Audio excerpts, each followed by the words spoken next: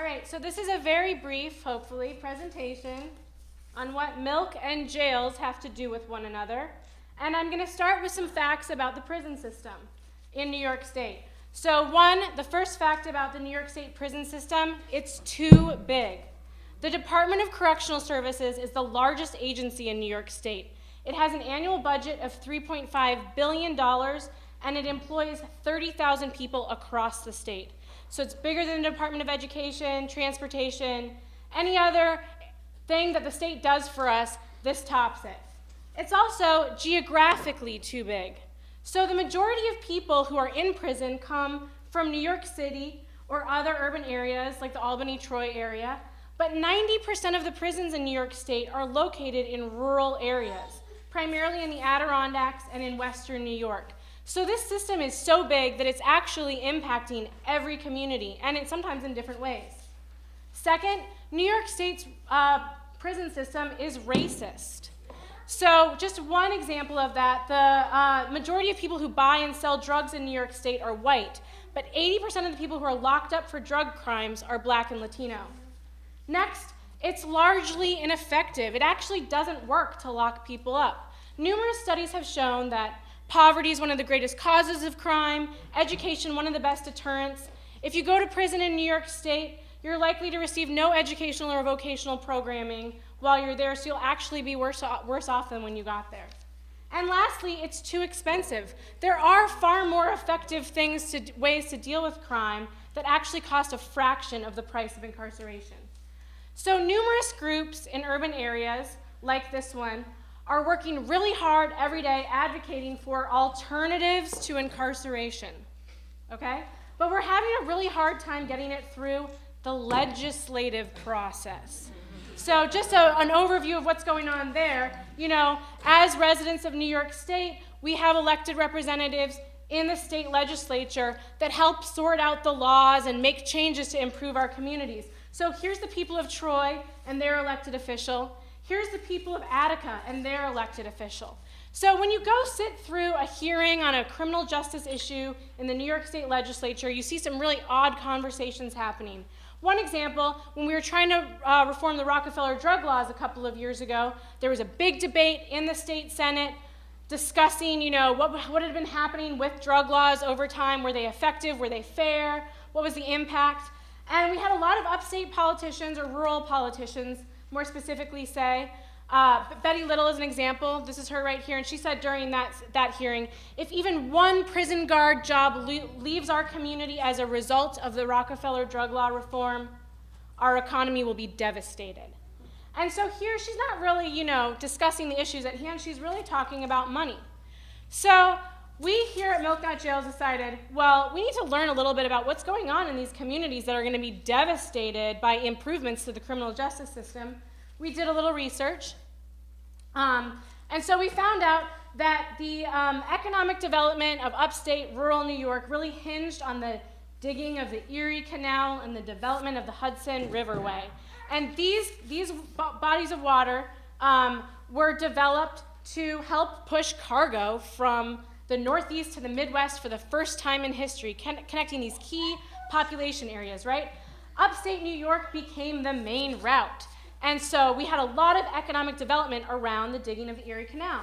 Farms popped up along that canalway, taking advantage of the fact that they could quickly get their stuff to those population centers. Small manufacturers also popped up along that riverway, again, taking advantage of the raw materials in the area, producing them into finished products, getting them out on those riverways to those population centers.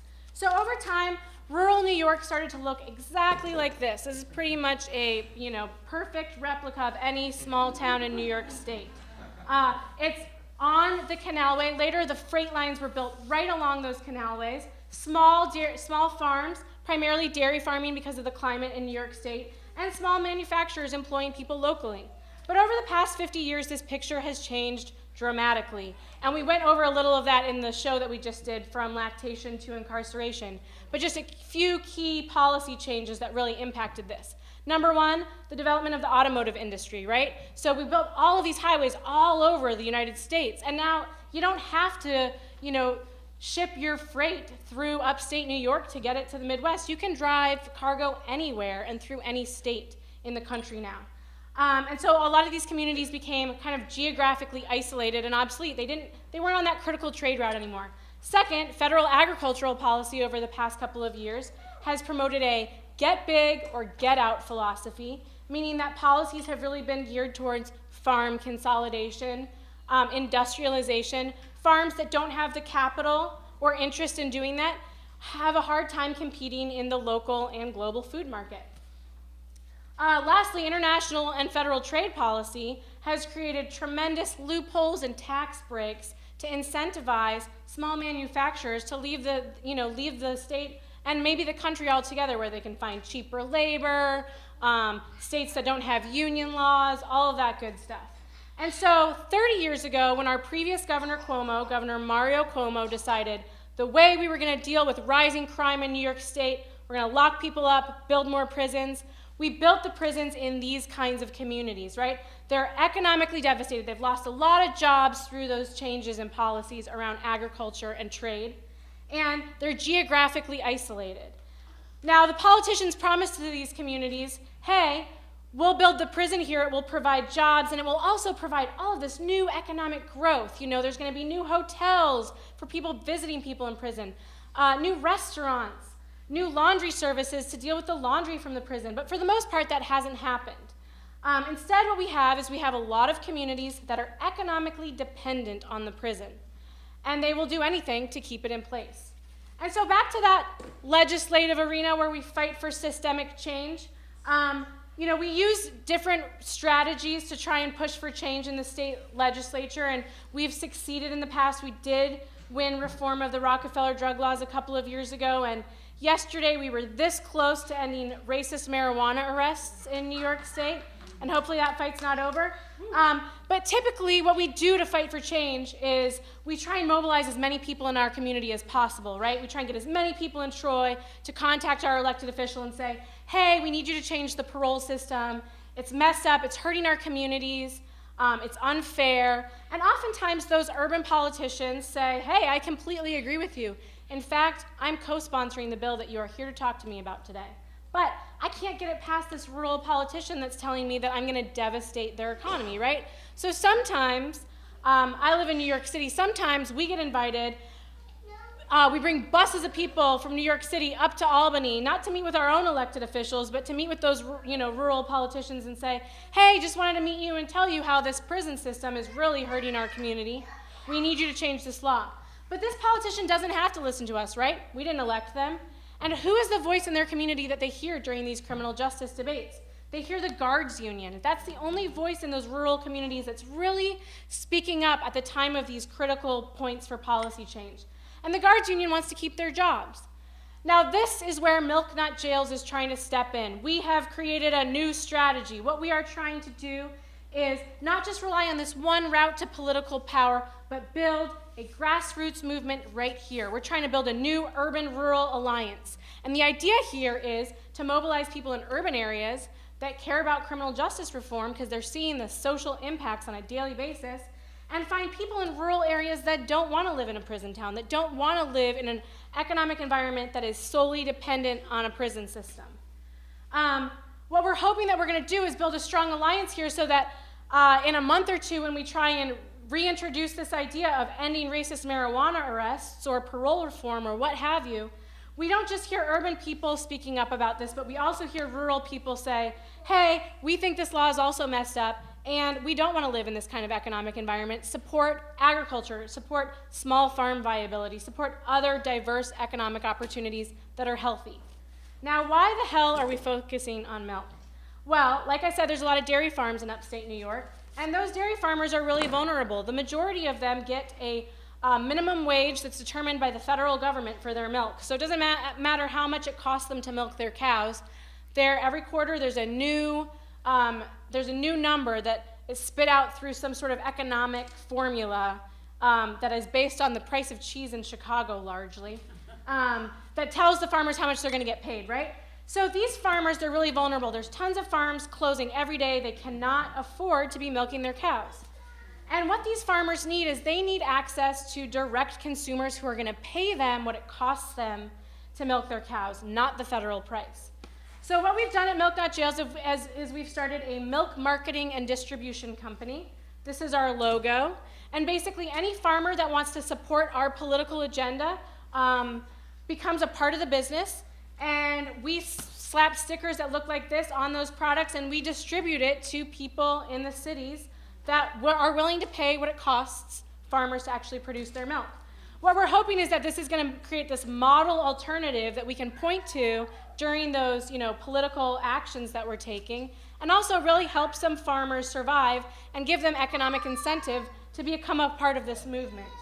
And we're hoping through this and all of the grassroots organizing we're doing and reaching out to you all here today that we can achieve those alternatives to incarceration, but we do need a little help from you today. There's a couple of things that we're doing. We are building a grassroots movement.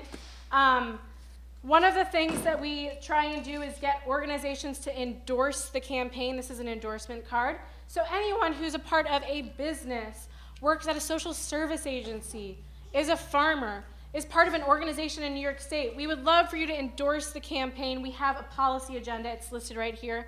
Decide if your organization is willing to support this agenda. Fill out one of these cards and send it in to us. This means that every time we go fight for change in Albany, we're able to attach the name of your organization and all of the people behind it to that demand, and it creates more political power.